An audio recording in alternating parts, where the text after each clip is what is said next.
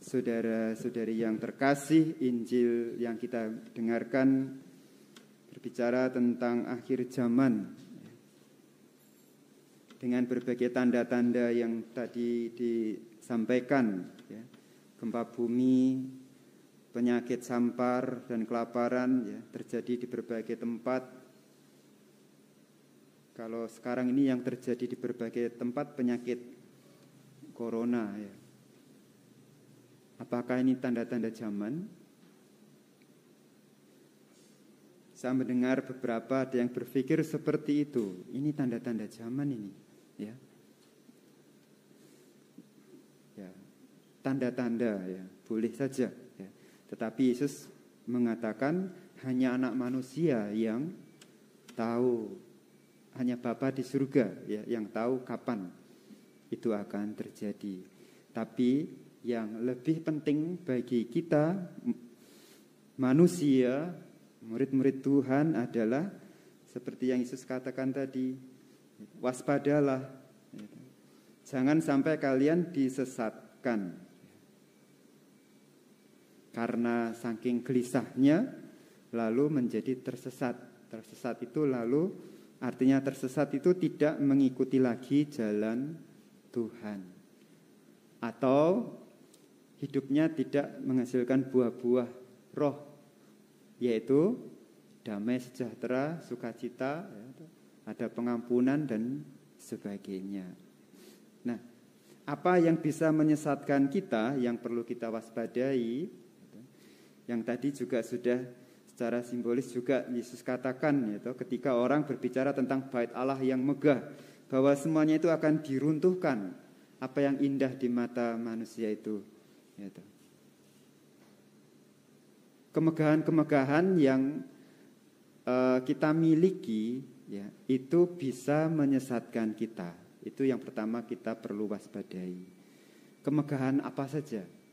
Bukan soal bangunan fisik gedung, tetapi kemegahan yang membuat diri kita menjadi merasa hebat dan lebih dari yang lain, lalu membuat kita terseret untuk merendahkan yang lain. Ini yang jadi masalah. Kalau kita bangga, baik, tetapi kita ini manusia, ya, yang lalu awalnya itu baik, bangga, senang, wah aku hebat, aku bisa gini-gini. Lama-lama lalu ada yang membisi, ini si jahat ini. Ketika ketemu saudaranya atau temannya, lalu merendahkan, wah kamu kok gitu, nggak kayak aku, ya. Atau tidak terucap tetapi di dalam batin, dalam pikiran, ya. Yang kaya terhadap yang miskin, yang punya jabatan terhadap yang tidak punya jabatan, gitu. Atau apa saja. Termasuk kalau murid-murid Tuhan ini memiliki karunia-karunia yang luar biasa.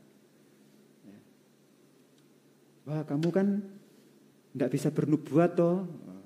Kok kamu nggak bisa bernubuat? Atau ya, kamu belum bisa bahasa roh ya? Wah, belum penuh dengan Roh Kudus. Ya. Bahasa-bahasa ini mungkin tanpa kita sadari terucap, lalu sebenarnya itu juga sebuah sikap merendahkan orang lain. Ya. Yang ini yang lalu kita harus waspada. Jadi hal-hal yang membuat kita bangga, termasuk dalam hidup rohani, ketika kita mendapat aneka karunia. Ya. Bahkan mungkin punya karunia luar biasa untuk membuat mukjizat, yaitu mendoakan orang sembuh, mengusir roh jahat. Ya. Sudah banyak pengalaman, ya, di Surabaya dulu tahunan yang lalu juga ada, yaitu maaf dengan penampakan Bunda Maria yang di sana sini, yaitu. Ya, sesuatu yang mungkin, ya, awalnya juga bagus, tetapi karena lalu manusianya menjadi sombong, merendahkan yang lain, karunia itu hilang. Seolah, ya, iblis itu menaikkan kita, wah, buar tinggi. Setelah di atas dijatuhkan, ya. Membombong kita, ya, tahu bahwa kita manusia itu punya kelemahan itu. Kalau rendah minder minta ampun, kalau tinggi itu gampang sombong minta ampun. Wes dinaikkan aja, lalu sombong merendahkan orang lain. Nah saat itulah jatuh. Ya. Buah-buah roh tidak tampak dalam orang-orang yang seperti ini. Tuhan sendiri yang akan meruntuhkan bangunan-bangunan kesombongan kita. Dan itu tidak ada dalam pandangan Tuhan.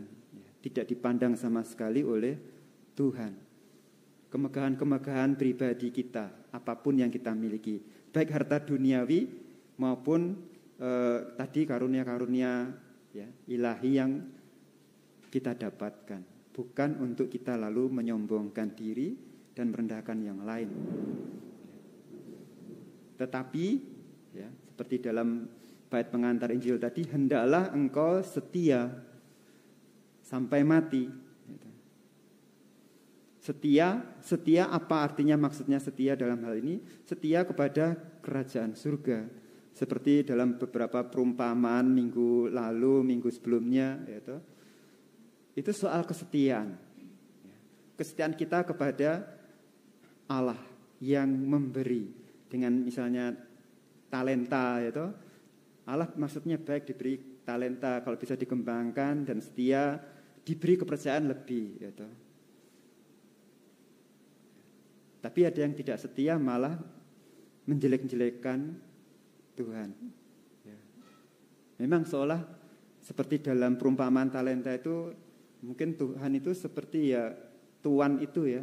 Engkau menuai atau dari tempat engkau tidak menabur. Ngambil seenaknya saja, seolah gitu. Ya, seolah ya dalam pengalaman Ayub Tuhan tuh ngambili harta bendanya Ayub, anaknya, istrinya mati semua, habis semua. Tinggal dia pun lalu boroen semua seolah diambil begitu saja. Tetapi seorang beriman akan akhirnya berkata seperti Ayub. Tuhan yang memberi, Tuhan yang mengambil. Pujilah Tuhan. Itulah setia. Dalam untung dan malang, suka dan duka. Loh, kalau suami istri aja janjinya seperti itu, betul enggak? Waktu pernikahan itu, iya aku akan setia dalam suka, duka, untung dan malang. Apalagi kepada Tuhan, itulah kesetiaan. Juga ketika kita sungguh-sungguh ada di bawah. Ya. Dan juga ketika kita ada di atas, penuh karunia, damai sejahtera, supaya tidak lupa yang lain dan tidak menjadi sombong. Karena itu semua akan dihancurkan oleh Tuhan, kesombongan-kesombongan yang kita miliki itu. Kesesatan apa yang juga bisa kita alami penyebabnya selain tadi segala sesuatu yang kita miliki yang membuat kita megah lalu menjadi sombong dan merendahkan yang lain. Nah, di dalam dunia digital saat ini yang memang sangat perlu hati-hati ya. Bisa banyak terjadi orang mengalami kekeringan rohani. Karena apa? Ya, dari pagi, bangun pagi sampai mau tidur, itu pikirannya itu hanya di HP.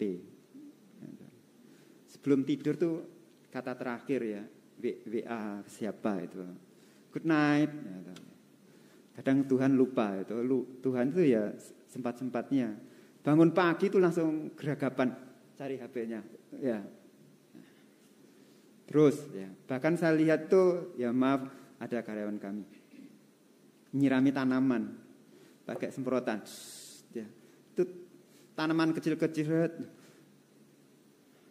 arahnya tuh nggak jelas ke sana. Terus saya perhatikan, jadi sambil lihat HP itu nyemprot, jadi nggak tahu tangannya pokoknya nyemprot. Waduh, ya. Saking lekatnya ya sama HP yang namanya digital ini, baik HP maupun laptop apapun ya, bisa memang lalu waktu untuk hidup rohani pun menjadi terseret. Yang kita cari adalah sesuatu yang menyenangkan. Cari teman pun yang menyenangkan. Gak suka diblokir saja. Cari grup baru. Di grup baru nggak enak keluar itu dari grup, cari grup yang menyenangkan itu. Lalu cari hiburan-hiburan itu. Nah, seperti itu. Nah, saudaraku yang terkasih, ini juga bahaya kita disesatkan. Yang lalu akhirnya kita tidak setia sampai mati kepada Tuhan untuk hidup di jalan Tuhan. Kita mohon rahmat Tuhan supaya dalam situasi kita saat ini dan juga dalam segala hal yang kita miliki, terutama ketika kita memiliki kelebihan dan hal yang membuat kita luar biasa bangga, supaya kita tidak jatuh untuk lalu merendahkan yang lain. Supaya kita tetap setia pada Allah, setia pada Sang Kasih, dengan memiliki kasih di dalam hidup kita. Tuhan memberkati.